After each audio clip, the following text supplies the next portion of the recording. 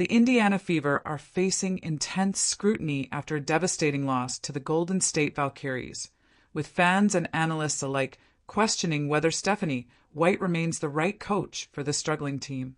The game was a painful spectacle for Fever supporters, as the squad was completely dismantled by Golden State in a way that left no room for excuses.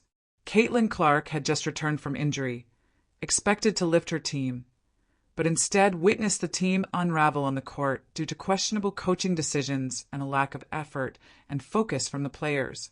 The frustration among fans has been boiling over, with many calling for a shakeup in leadership.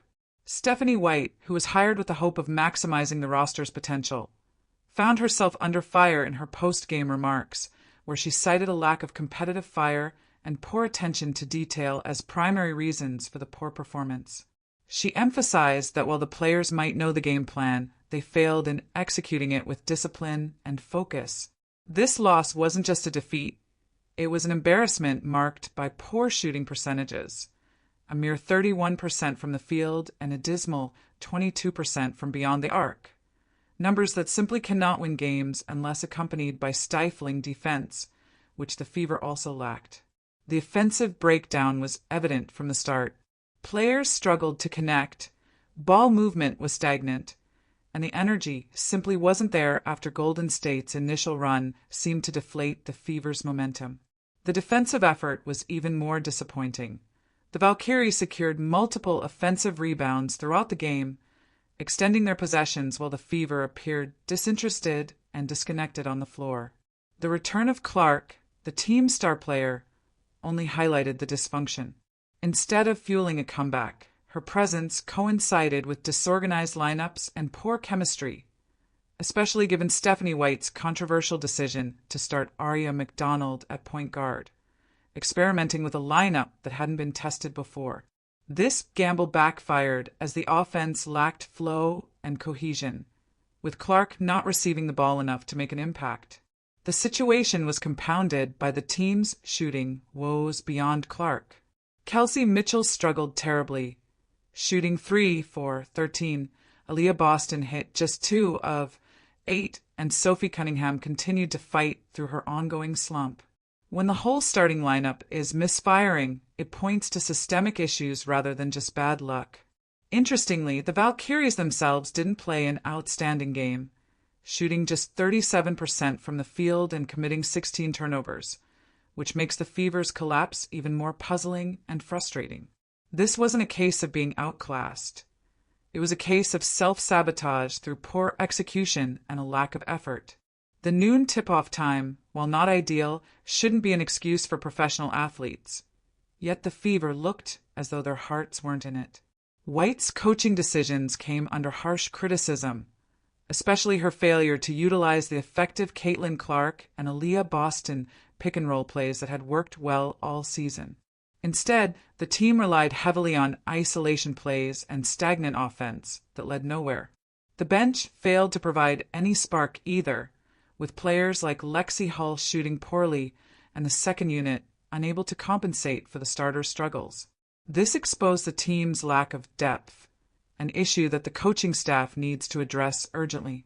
Despite the immense talent on the roster, Clark being a generational talent, Boston a versatile big, and Mitchell a proven scorer, the Fever have been unable to put together consistent performances. The fault lines point to coaching challenges, roster construction, and team chemistry problems that remain unresolved. Fans have expressed their frustration loudly and justifiably. Paying spectators deserve better than subpar performances week after week, and the calls for StephanieWhite's dismissal are growing louder. Still, mid-season coaching changes often do more harm than good, and the issues here run deeper than just coaching. The team's chemistry and execution seem out of sync with the coaching staff's plans, and the timing of Clark's return couldn't have been worse for team morale. What should have been a confidence boost turned into a stark reminder of the team's ongoing struggles. The Golden State Valkyries deserve credit for their physicality and hustle, which they showed on every loose ball and through flawless execution of their game plan. Natalie Nicassi's coaching clearly had the Valkyries well prepared to exploit the Fever's weaknesses. The statistical breakdown paints a grim picture. The Fever were out-rebounded on offense by 16, allowed the Valkyries multiple second-chance points, and overall failed in the hustle and effort metrics that separate winners from losers. Clark's individual numbers were not terrible given her recent injuries. She shot 4 for 12, but the strategic choices made by White during the game were baffling. Starting McDonald to have 2 ball handlers sounded logical, but proved disastrous in practice as it disrupted the offensive rhythm and chemistry. White's apparent stubbornness to stick with her initial game plan, despite clear signs it wasn't working, raised questions about her adaptability. Defensively, the Valkyries were able to trap Clark at half court repeatedly, without the Fever adjusting by setting screens or moving the ball to punish the aggressive defense. These are fundamental basketball adjustments that this team seems unable to execute. Effort was the overarching issue. In professional basketball, effort and execution go hand in hand. The Fever had neither on this day. Post-game comments from White and Clark acknowledged the lack of discipline, focus, and competitive fire. These candid admissions, while honest, do little to erase the reality of a team spiraling down. The schedule ahead offers no relief, with tough matchups looming that could push the Fever out of playoff contention if these problems persist. The front office, having invested heavily and built the team around Clark, must be asking hard questions about the trajectory of this season and whether White is the coach to lead this team forward. It's frustrating because the Fever have demonstrated they can compete at a high level, as shown in their Commissioner Cup victory over Minnesota. Yet, consistency remains elusive, and poor performances like this game reveal the team's mental fragility. The fan base, long-suffering but loyal, deserves more than repeated disappointment. Looking forward, the Fever have a chance to regroup against Atlanta in what should be a winnable game if they can summon the effort and focus missing against Golden State. The StephanieWhite era now hangs in the balance as expectations rise and patience dwindles. The CaitlinClark factor complicates the situation further. As the face of the franchise, Clark must be put in the best position to succeed, but the current system and coaching decisions have often seemed at odds with her strengths. Instead of running plays that maximize Clark's control and decision-making, White's motion offense demands off-ball movement that neutralizes Clark's natural game, causing a philosophical clash between player and coach. Minutes management was puzzling too. Clark sat during critical stretches, during which the offense stagnated and the team fell further behind. A team built around a star player must use that star effectively, especially in crucial moments, and the failure to do so is a glaring coaching misstep. The Fever also appeared unprepared for Golden State's physicality and defensive pressure from the outset, a basic coaching failure to scout and prepare adequately. Substitution patterns were inconsistent and counterproductive, with players taken out while performing well and those struggling left in too long. Timeout management was similarly poor, as White failed to halt Golden State's momentum in key moments, allowing the lead to balloon and morale to crumble. Defensive rotations were chaotic, with players out of position and lacking communication, a fundamental flaw at this professional level. Offensively, the sets were predictable and lacked alternatives, leading to possessions dying when the first option was defended.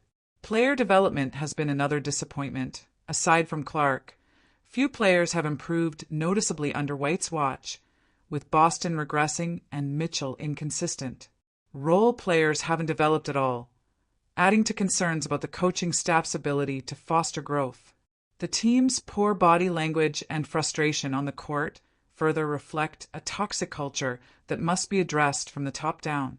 Halftime adjustments were minimal and ineffective, and the fourth quarter was where the team completely collapsed under pressure, revealing the coaching staff's inability to make the right decisions when it mattered most.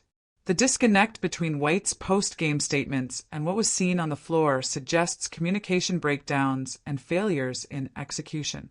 Fan frustration is now at a boiling point, with long-suffering supporters losing patience after months of underperformance.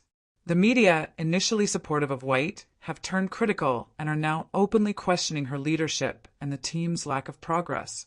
Organizational pressure is mounting as well. Having invested heavily in the roster and hired White with high hopes, the franchise may soon face tough decisions about its future direction.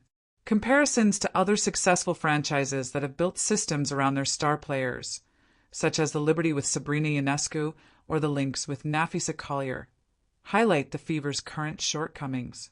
White appears intent on fitting Clark into her system rather than building the system around Clark's unique talents, a misstep in a league where maximizing star power is crucial. The timing couldn't be worse for the Fever, with the WNBA enjoying unprecedented growth and attention. With Clark as their centerpiece, this team should be capitalizing on that momentum, yet poor coaching and inconsistent play are wasting this golden opportunity. The situation is unsustainable. Either White must make sweeping changes or the organization must overhaul the coaching staff. Maintaining the status quo is not an option. This blowout loss laid bare all the issues facing the Fever: poor coaching, lackluster effort, and failure to execute. Changes must come soon if this season is to be salvaged. So, what do you think is the biggest problem with this team? Is it coaching, player effort, roster construction, or something else? Drop your thoughts below, hit like, and subscribe to Hollywood Buzzing for more deep dive WNBA analysis and breakdowns.